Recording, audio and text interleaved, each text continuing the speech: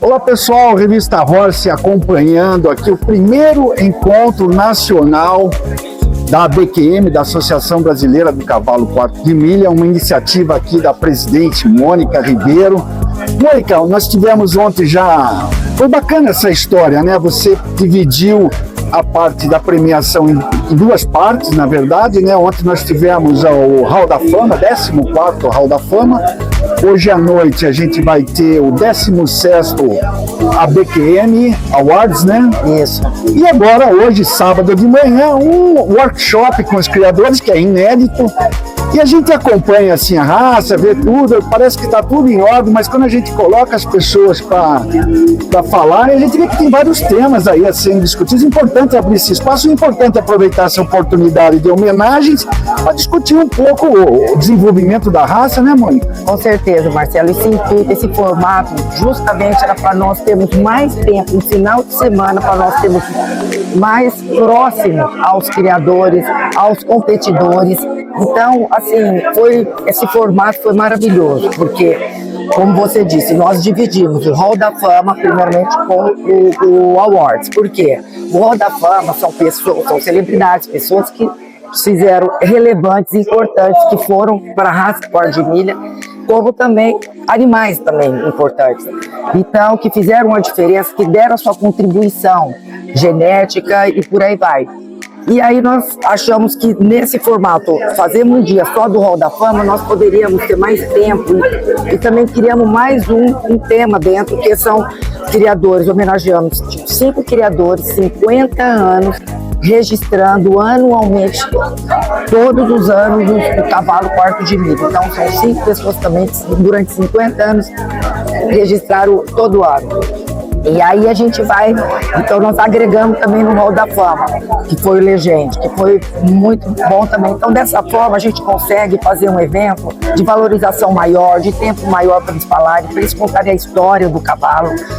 E então nós entendemos e foi muito bom essa experiência. E ontem foi aprovada por todos. E hoje, como tinha esse sábado aqui de manhã, nós aproveitamos este bate-papo, porque, como você disse, que a ABQM é uma associação, né? E essa associação, a gente não pode ficar fora, somos associados, nós temos que estar conversando, interagindo com as pessoas e ouvindo as dores, as necessidades de cada um, de cada região, e o que a ABQM pode fazer a mais por eles. Nós precisamos ouvir, de repente a gente está pensando uma coisa, mas o associado está sentindo outra.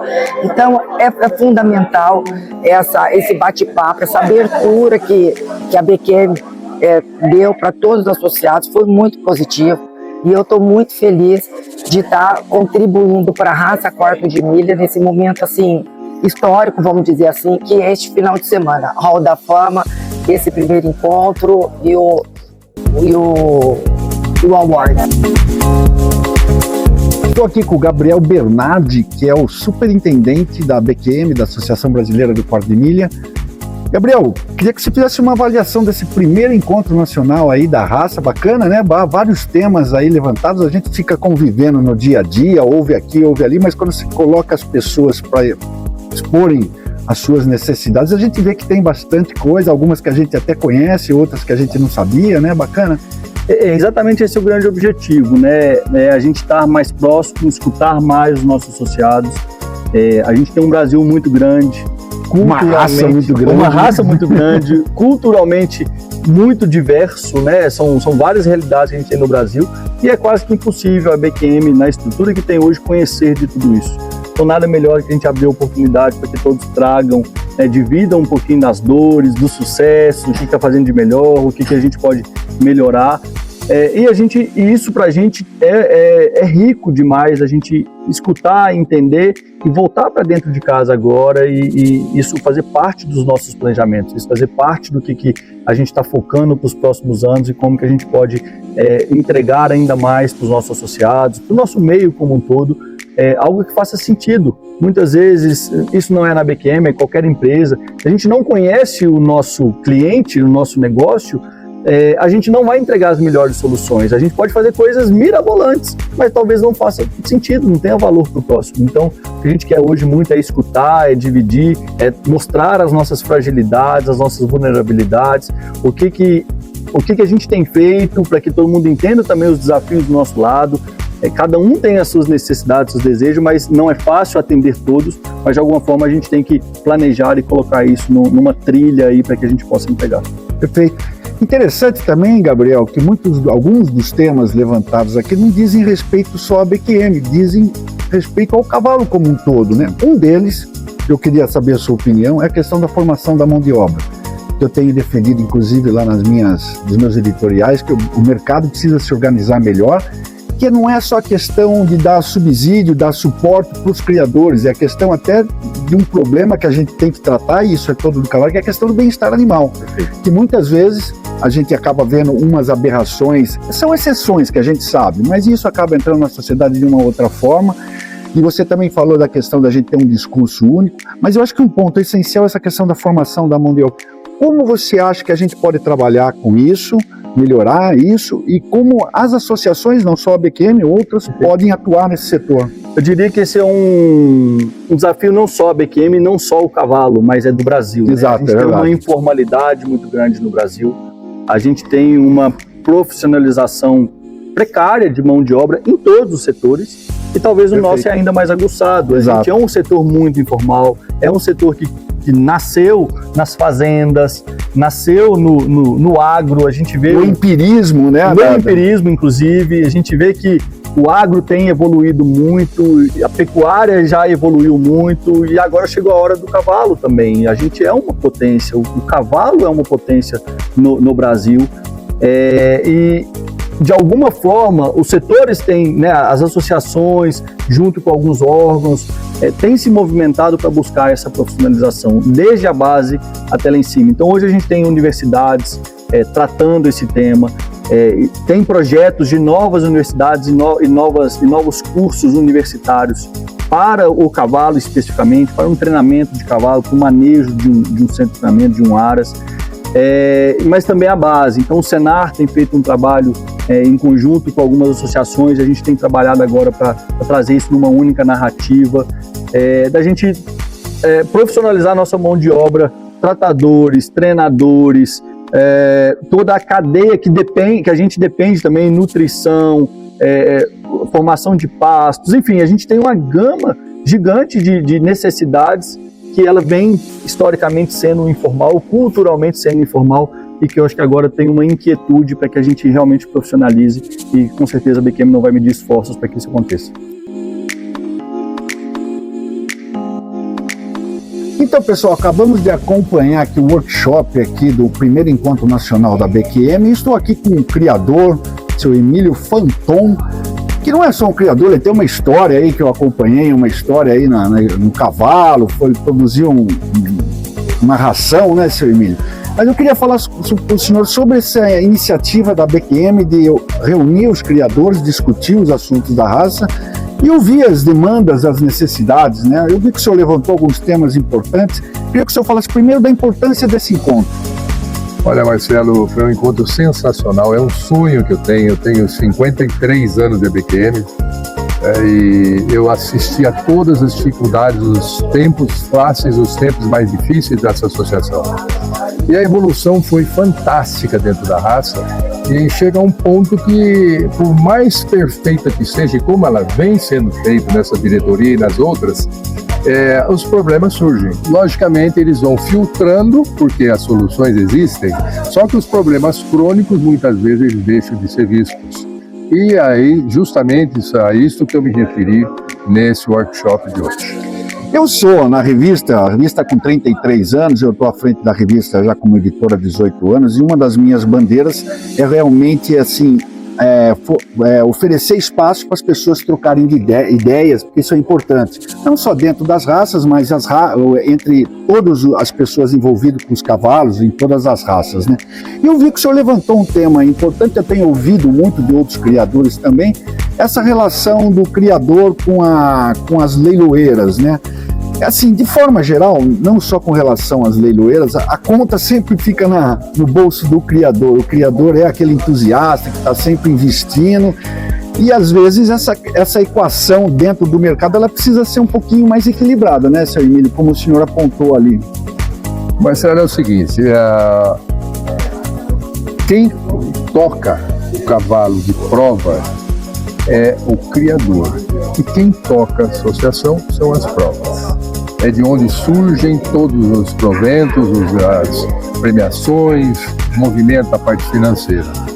Então, só que na prova você paga a inscrição e recebe o prêmio.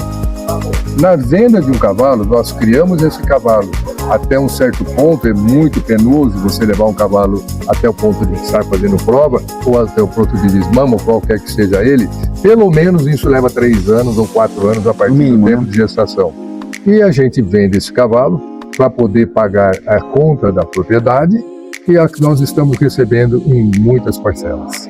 Todos os leilões do mundo, a comissão e a parte de recebimento é feito de quem compra, e quem vende recebe à vista e paga a comissão devida e acaba o problema.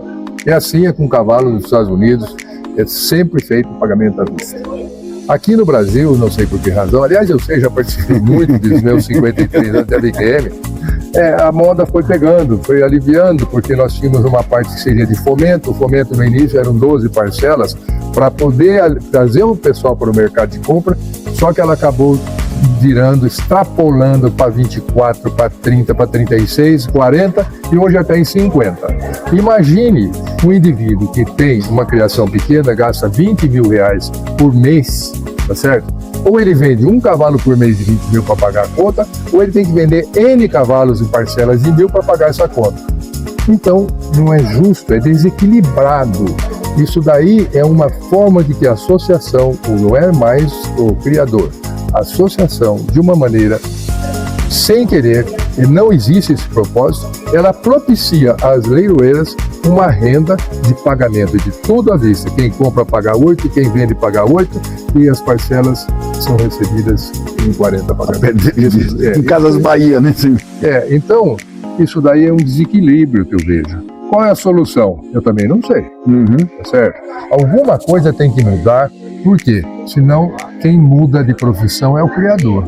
Hoje nós pagamos 5, 7 mil para fazer um embrião, pagamos uma cobertura no mínimo de 5 a 50, 30, 40, e depois, se continuar dessa forma, a oferta de animais é cada vez maior. Nós temos 715 mil produtos inscritos na BQM, 530 mil são vivos e, enfim, temos 60 mil criadores ou 160 mil proprietários de cavalo. Então, esses números, ele impactam no problema do mercado, tá certo? Eu me lembro que a situação financeira do país, econômica, social do país, quando ela era ruim em 1990, uma fase transitória, esse problema aconteceu com os criadores da mesma forma. O que aconteceu? Houve um break no processo, muitos criadores deixaram de cobrir suas éguas. Por quê? Porque cai o preço médio. Eu assisti esses dias com alguns animais sendo vendidos a 7 mil reais. Entenda. Então, o que acontece? Um grupo de criadores que tem maior poder financeiro, econômico, social, socioeconômico e outra coisa, eles se unem para fazer um leilão elite. Eu estou dentro desse. Eu me defendo, não totalmente, mas eu não penso só em mim. Eu penso na associação, no cavalo corte de milha como um todo. E esse problema eu levantei aqui em função desse workshop maravilhoso que essa moça, minha conhecida desde os 7 anos de idade, a Mônica, ela faz parte, hoje é presidente de primeira linha da associação. Todos foram bons ao seu tempo, não temos reclamação de nenhum deles. Enfim, esse é um dos problemas. E surge ainda um outro, que eu, se você permitir, é o assunto de mão de obra. Ótimo. O senhor falou disso também durante o encontro aqui, na mosca. Acho que são dois pontos cruciais do momento, né?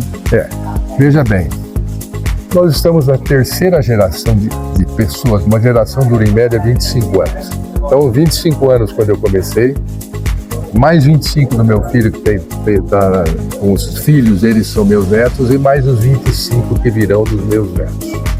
Então, essas 2 gerações e essa próxima que está aí chegando é que vai liderar todos os problemas da raça.